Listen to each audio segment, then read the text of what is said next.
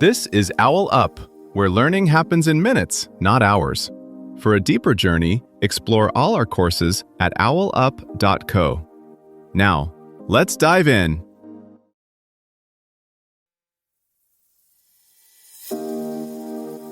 Welcome back to Mars, the Next Frontier.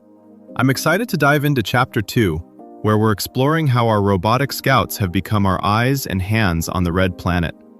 We'll discover how these incredible machines are teaching us everything from Martian geology to whether life might have once existed there. Let's get into it.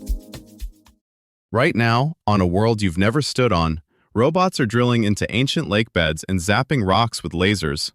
They move, decide, and sample, mostly on their own, because any turn left command from Earth arrives long after the moment has passed. Each rover carries a packed schedule, but Mars constantly edits the script. A dust devil crosses the path. A cliff wall exposes an unexpected stripe of minerals. Winter shadows stretch longer than models predicted. The rover's job isn't just to follow orders, it's to notice these surprises and rank which ones are worth precious minutes of power, memory, and data. Think of a field photographer who must choose a single shot before the light fades. Zoom in on that odd boulder or pan wide to capture the landscape story. Curiosity and Perseverance do a version of this triage every Martian day, using onboard software to flag interesting textures and shapes long before scientists see the images. This quiet, systematic curiosity, encoded in lines of code, is how we're slowly turning a distant desert into a readable history book, one prioritized snapshot at a time. That quiet decision-making is layered on top of something even more demanding, just staying alive on Mars. The ground can swing from t-shirt weather to Antarctic cold in a single day. Dust coats everything, thinning the sunlight that powers solar panels and sneaking into every crevice. Wheels sink into sand that looks solid but behaves like talcum powder. Electronics have to shrug off radiation that would wreck many earthly circuits. Because every meter of travel and every drill hole risks damage, mission teams budget wear and tear like you might budget money on a long trip, always asking, is this detour worth the cost? On top of that fight for survival, each rover also has to be a careful traveler and a patient chemist. Mars might look like open desert, but for a six-wheeled lab, the landscape is more like a city full of closed roads and fragile bridges. Sharp rocks can punch through aluminum wheels. Fine sand can trap a rover for weeks.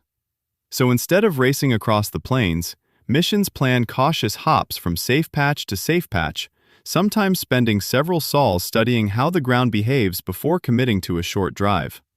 This is why 6 missions have taken decades to rack up a distance you could drive on a weekend road trip. Most of the time isn't spent rolling, it's spent stopping to think, measure, and test. Above every movement sits a hierarchy of constraints: available power, memory, downlink bandwidth, mechanical risk, and always, science value. A route that looks direct on a map might be rejected because it crosses slopes that could tip the rover just a few degrees too far, or because it would force the mast to stare into the sun and risk blinding sensitive detectors. Inside, the complexity grows. Curiosity and Perseverance carry instruments that turn rock powder into spectra, images into mineral maps, and gases into climate clues. Curiosity's laser spectrometer, for instance, has pulsed hundreds of thousands of times at carefully chosen targets, turning pin-sized craters into full chemical fingerprints. Perseverance raises the stakes by caching drilled cores in ultra-clean tubes, treated almost like medical implants, because any future sample return mission must be certain that what comes back is Martian, not contamination from Earth. All this has to work with a time delay that rules out steer by sight. Engineers on Earth sequence activities in bundles, then hand the rover freedom to react within guardrails. Over time, that autonomy has grown from simple obstacle avoidance to choosing which rock textures deserve a closer look.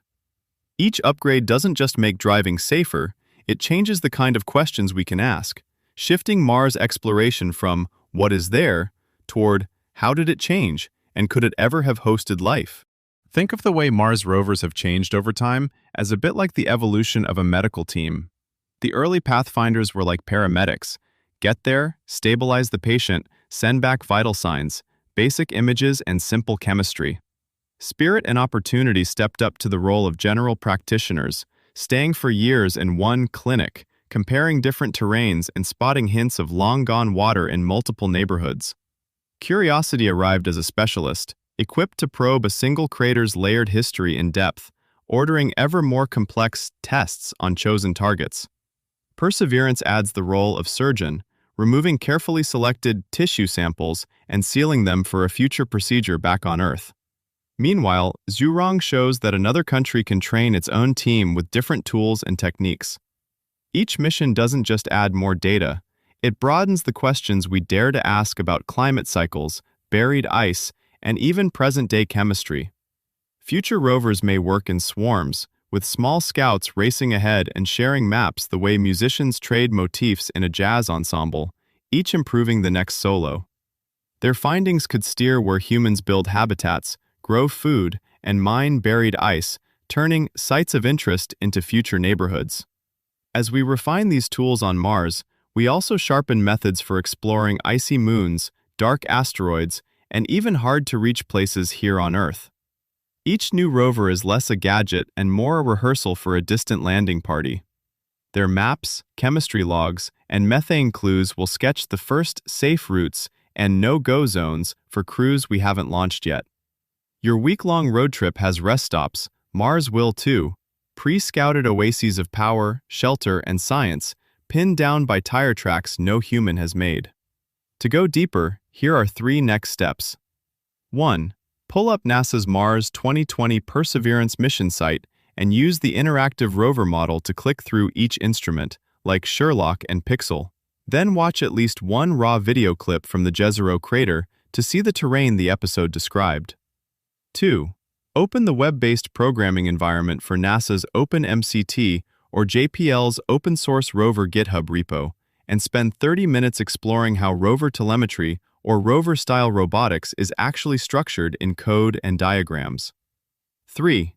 Grab a copy, or sample chapters, of The Design and Engineering of Curiosity by Emily Lakdawala, and, while you listen back to one rover segment from the episode, read the section on mobility or sampling hardware to connect what you heard with the real engineering trade-offs.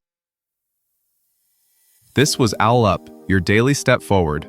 To keep learning with structured courses and more insights, go to owlup.co. Until tomorrow!